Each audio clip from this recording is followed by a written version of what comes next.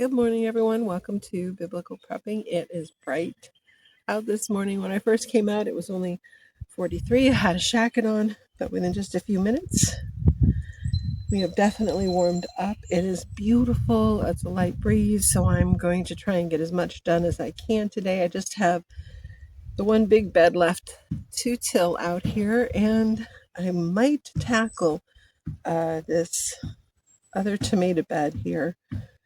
I'm not sure. I don't have anything going into that bed for a couple weeks, so I might actually just worry about going back there, that direction, and work on the blueberry patch so I can start moving blueberries in tomorrow and Friday. We're going to get rain supposedly Saturday, so that will be nice. Evening or night times are still warm enough I could hook up the hose, so I'm leaning toward hooking up the hose this week. I don't like doing it until the end of April, but just in case we have a snowstorm or a freeze. But I'm not ready for the drip irrigation systems as yet. I do want to get those in, just not ready. Now, I'm out here today because while working out here, I found something that does not make me happy in the vegetable garden, and that is the moles have moved into the actual veggie garden, which means there's grubs out here, which also does not make me happy. Now, in all the tilling that I've done, I have not seen any grubs. It has been warm enough that I should have seen some coming to the surface, and they are not.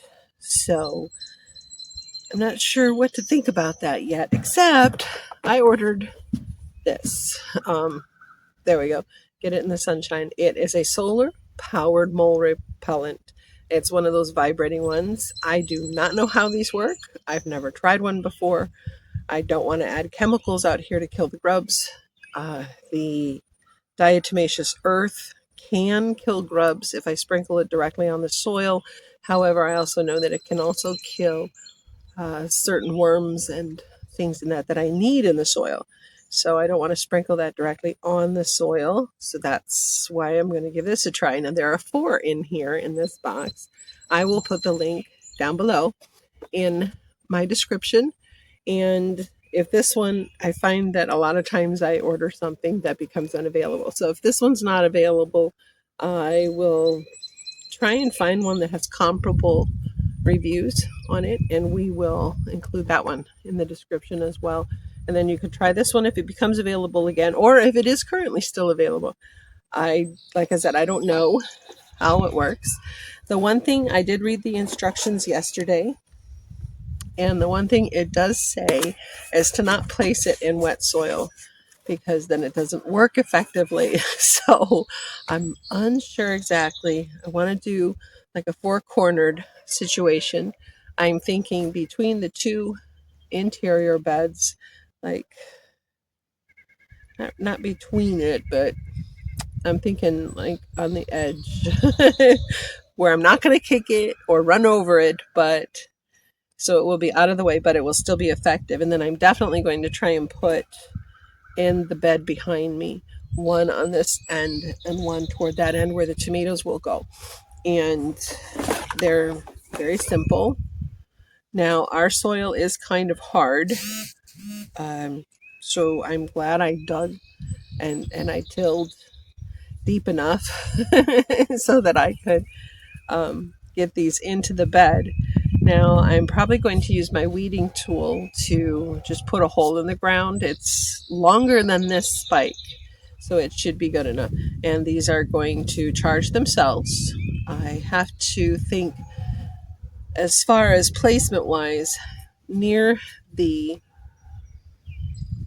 pepper bed, I'm going to actually, as I'm looking now, shadow wise, it's not going to get enough sunlight if I put it right by the pepper bed. So I'm going to cross the pathway, put it by the bean bed, and then I'm going to put one at that end on the corner of the pepper bed. They should be fine here.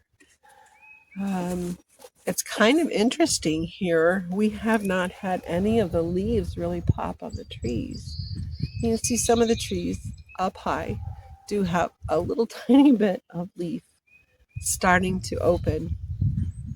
but they're not open yet, providing shade. I'm glad, but I'm also kind of concerned that that means that the trees are sending us a signal that there's going to be a freeze. So I guess we'll take that as it comes. and frost. I do have frost covers, so in this bed to my left, some point over the next week, I am going to plant the potatoes that are on the floor in the kitchen.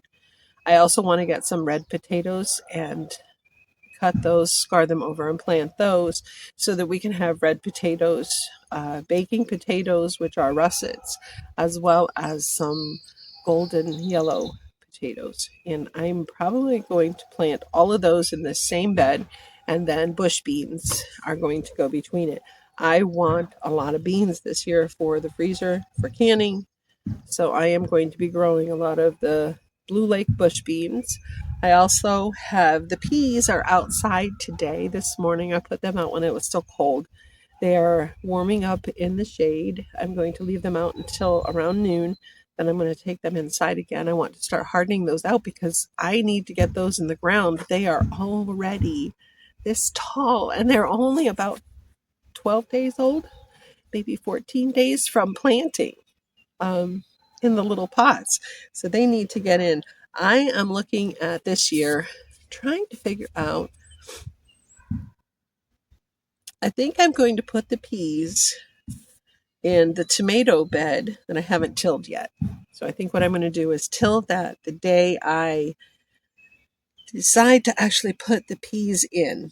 It will give me a chance to pull the grass out of there, the weeds out of there.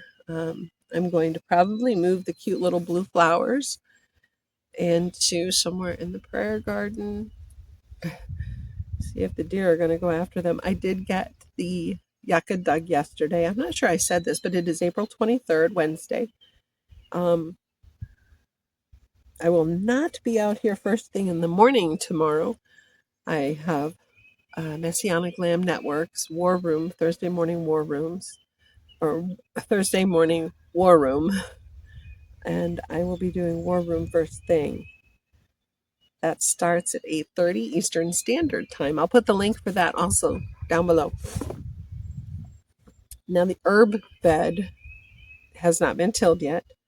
I put the yucca in there, so I'm not sure I'm actually going to till or whether I'm going to hand stir the soil. I can hand stir and get it up out of the ground with this little fella. And I'm looking at probably doing that in the herb bed. I have oregano that came back this year. I'm really excited. My lavender does not look terribly well, but I put coffee grounds on it the other day and it has actually started to look better and new sprouts are coming up out of the middle. So I have a lot of hope for my lavender plant. I need more lavender. If I can get some good sprigs on it, I am going to try and root those. I want an entire row of lavender. I'm also going to put in basil and thyme. Somewhere in the prayer garden, I plan to plant root vegetables to help keep the soil soft. I am looking at beets and turnips and radishes, believe it or not, out there. So this is going to be interesting this year. I'm sure the deer are going to try and attack all the greens on the tops of the beets and the turnips. I'm not sure what I'm going to do out there. I may fence in beds with some stakes and use the fishing line method wherever I'm growing beets and turnips. I'm going to have to grow them in rows, and I will be pulling up anything that is in between each, like I'm going to try and leave a solid turnip in there, growing about every 6 inches. And what I'm going to do with the ones I pull up after they start to develop leaves, I am going to freeze those. And we will be using those hopefully through the summer and maybe even into the winter. I'm hoping also to put in a second crop of beets and turnips, plenty of seeds from the turnips, and hopefully radishes if I can get some new seed. I'm running low on seeds and I do not have the budget this year for seeds, so I am trying to plant and grow as much as possible. Oh, I want to get thyme into the herb bed as well, and I am going to try rosemary again. I'm going to get my hands on some. I do have a few seeds left, so I am going to plant those, but I'm also going to order some organic sprigs the end of the month from the grocery store. And I am going to try and root those and then get them directly into the ground. I want a bumper crop of food and herbs this year, so that's my goal. For today, I am going to pull these out, stick them into wherever they're going to go, and I will let you know. The mole tunnels running through this garden, there's one along every single edge of wood, literally. And I have found other tunnels by accidentally stepping and falling 3 or 4 inches into the dirt. I do not like that. So we got to get the moles out, out, out. I am hoping this works. We will see. I have to make sure I turn them all on. I'm not even sure how you know that they're on or off.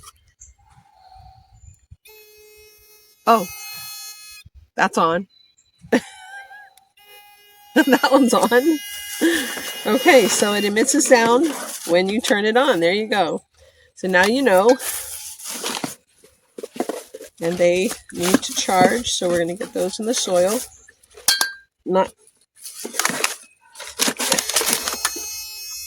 Oh, and apparently they do that every few minutes, seconds. I thought it was more silent. That's going to be annoying when I'm out here gardening. Sorry. You know what it reminds me of? A kazoo. It's actually what it sounds like. It sounds like 4 people blowing kazoos. Sorry. All right, so that's it for today. I do have some other new products coming up. I have a soil. I've got to turn these off. Or they might be cuckoo for Cocoa Puffs. So I have a soil tester. I just watched a video that was done by a gentleman last year. It is posted on, not even sure. My friend sent me the link. The man is talking about how his soil is extremely high in aluminum, more than it's ever been before. And that was last year. I don't know what his results are this year. I would like to try and track down his Facebook page and see what he has to say. My soil tester is supposed to test minerals. It is also supposed to test whatever else is in the soil, as well as moisture. It is really cool. It comes with a meter that goes into the soil. And then it also goes, it's supposed to go through Wi-Fi out to, or into the house to the screen monitor. So I'm hoping that will work, and let me know. I'll do a video on that one as soon as I do the unboxing on that as well. So in the meantime, I'm going to get to work. It is already 9 o'clock. I have to be inside for coffee and brunch around 10:30 with Jim. And then I will come back out again and do more work. It feels so beautiful today. I don't know what I'm going to do today as far as work goes, but I'm going to enjoy it with these temperatures. And the sky is pretty clear. If you watch this video, if you watch this video this year, 2025, again, this is April 23rd, please be aware of the fact that wildfires have already started. We have had a couple here in West Virginia. I came out one day last week and I could smell it in the air. You could smell. It wasn't leaves burning. It wasn't a cookout. It was not a campfire, because you can smell the difference once you get used to fragrances in the air. We're not 100% wooded here. We have a small development of homes. There's 75, 80 homes here. So we're not in the woods. Like, I remember my mom's cottage, it was up a street still, and there were other homes, other cottages, but you can smell the difference. You get used to it. Having lived here almost 9 years, I'm used to the smells. This was different. You could smell that everything was on fire, and I did not like that. It was actually about an hour west of us, west-northwest. So it wasn't an issue. Then that same day or around that same day, I got a text from our one son. Most of our family is in New Jersey. And there was a fire south of them, about 10-15 minutes south of him and our future daughter-in-law, his fiance. And that was disturbing because it was too close. And the southern end of their street, although it is a pretty large street, and there was a north end that they could escape through, and side streets north as well. They had a wildfire, burned over 1,200 acres. It is still currently smoldering and 75+% contained. However, overnight there was a bad one that came up in Ocean County, New Jersey. It has burned over 8,000 acres. 3,000 people have been asked to evacuate. Some 1,200 homes are in danger. The Garden State Parkway, during a large section of Ocean County, was blocked off. They did not want people on it. Roads were congested as people were trying to evacuate and get out of that area. So this is the time to start watching for those wildfires and start being alert. Do not contribute to them, please. For your own sake as well as the sake of others. Don't if you're under fire warnings, please watch that. Please be obedient to those because they are important. And if you are burning leaves, please be cautious and careful. Know what you're doing. Just, you're supposed to watch out for others as well as watch out for yourself. I'd like to start talking about some environmental issues as well here on Biblical Prepping. I'm an environmentalist, very much so, but I'm not the normal kind.